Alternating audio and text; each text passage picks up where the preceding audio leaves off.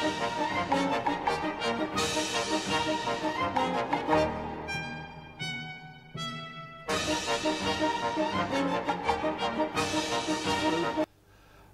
are we? Chapter 16.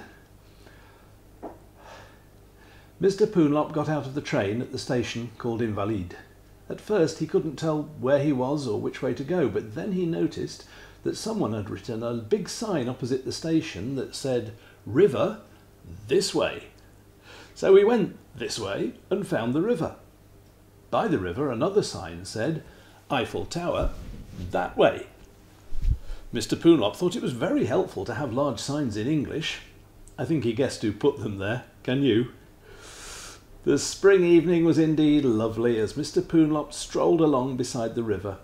He almost forgot to worry about when he would ever get back to England to start planning his 7th holiday. The River Seine sparkled in the evening sun, and people in large glass boats waved to him as they passed. He even thought he heard a loudspeaker on one of the boats telling passengers, "On your right, you are now passing little Monsieur Poonlop, who has come to Paris by mistake." Then everybody in the boat waved to him and fell over because the captain had been waving too instead of watching where he was going. But no one was hurt, and they all laughed and waved to Mr. Poonlop again when they got up. Paris is a busy place, but it's also very romantic. On the riverbank, Mr. Poonlop could see many people walking along holding hands. A young man on a bridge showed Mr. Poonlop a box of hands and asked him if he'd like one to hold for only €2. Mr. Poonlop said no thank you. He told me he thought that was a very sick joke, so I crossed it out. On his left, Mr. Poonlop could already see the Eiffel Tower, but when he looked up at it, he also saw a bird flying straight at his face. Before he had time to duck, it hit him on the nose and fell at his feet, still fluttering its wings. Mr. Poonlop looked down, rubbing his nose, and was relieved to see it was only a toy bird. Hitting his nose had not even broken it, the bird or his nose. As he looked at it, a young man came running up to him. "Monsieur, monsieur," he cried, "est-ce que vous allez bien?" "I'm sorry, I don't speak much French," said Mr. Poonlop. "I'm here by mistake." "Ah oui," said the young man, "just like Petit Monsieur Poonlop." Little Mr. Poonlop said that he was Petit Monsieur Poonlop, and the man seemed impressed. "My bird, she hit your nose. I'm so sorry. Are you all right?" Mr. Poonlop said he was fine. His nose was a bit sore, but no damage had been done. And the toy bird seemed to be all right too. The young man said that he sold toy birds to tourists. He assured Mr. Poonlop his birds were very strong, but also not at all dangerous. He said they were great fun to fly, especially for the young people, and wondered if Petit Monsieur Poonlop would care to buy some for any young relatives back in Britain perhaps.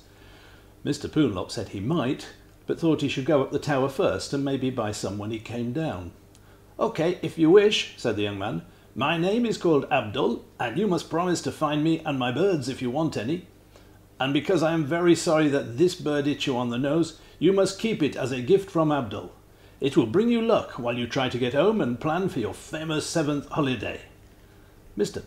Poonlop thanked Abdul profusely. No, Abdul profusely was not the man's name. We only did that joke with the bus driver. He shook hands with him and asked where to go to get into the Eiffel Tower. Abdul was pleased to help and directed Mr. Poonlop straight to the next chapter, which is Chapter 18.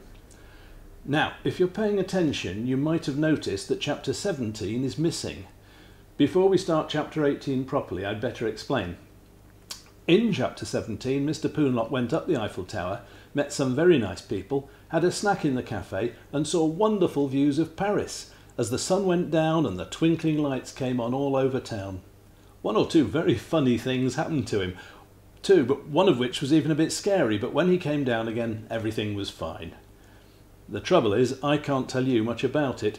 I didn't go up with him because, as I've told you, I don't like heights. Even looking at pictures of high places makes my legs tingle and my head go all dizzy. Mr. Poonlop told me he went to the top in a small lift, and that made me feel even worse. He said that the guide explained that this tower was one of the first places to have that kind of lift, which was invented by a very clever man called Mr. Otis. Apparently he made them so that even if the cables break, they can't plummet to the ground. That might have made Mr. Poonlop feel safe, but it made me feel ill, so I just told him he was glad he'd had a nice time. He said he hoped it wouldn't spoil the story for you if I couldn't write about it, and so do I. I'm very sorry. Anyway, chapter 18. Thank you so much, said Mr. Poonlop. It was my pleasure to be able to help, said Angelique. Now we are back at the ground, I think you will be all right. And your author can help you as well, perhaps. It was fun what happened, no? Mr. Poonlop agreed. He asked me if I knew how far Abdul's bird had flown from the top of the tower, but I didn't even know that he'd dropped it. I know it went to the north, said Angelique, but I did not see how far. Mr. Poonlop introduced me to Angelique and told me that she was from Geneva in Switzerland, and that she had tried to help him get the bird back when he dropped it at the very top of the tower. Apparently she was on holiday in Paris for a few days and she spoke very good English. She and Mr. Poonlop kept talking about the wonderful views of nighttime Paris from the top and how the bird was lost even though one of them had leaned right out through the rails. But just thinking about this made me feel horrible and dizzy. Mr. Poonlop wondered if Angelique might like to join him for dinner.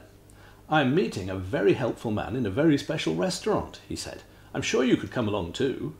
Mr. Poonlop also wanted to find Abdul. Even if he couldn't join them for dinner, he'd like to hear all about the adventure with the bird. And Mr. Poonlop wanted to buy another one, but he couldn't see him anywhere. In fact, all the souvenir sellers had packed up their birds and cards and miniature Eiffel Towers and gone home for the night.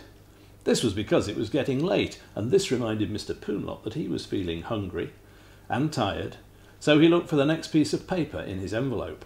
It told them to go to the metro station by the tower and get a train to Saint Michel Notre Dame, so they did. When they got out on the island in the river, they could see the famous cathedral. It looked very impressive with the floodlights shining on its ancient carved stones.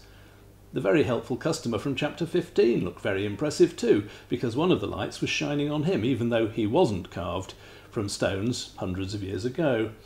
"Ah, Monsieur Poonlop," he cried, "and you have found a friend. You are just in time. Come look at the island with me, then we will go eat." Mr. Poonlop didn't want to spend long looking at islands. He wanted to look at some nice food, but there was no need to worry. They walked past the cathedral and almost immediately found themselves on a small bridge over the river. They went through a busy area of shops and restaurants, which the very helpful customer told them was called Les Halles, the old market of Paris. Then they went down a quiet side street and through the door into the next chapter.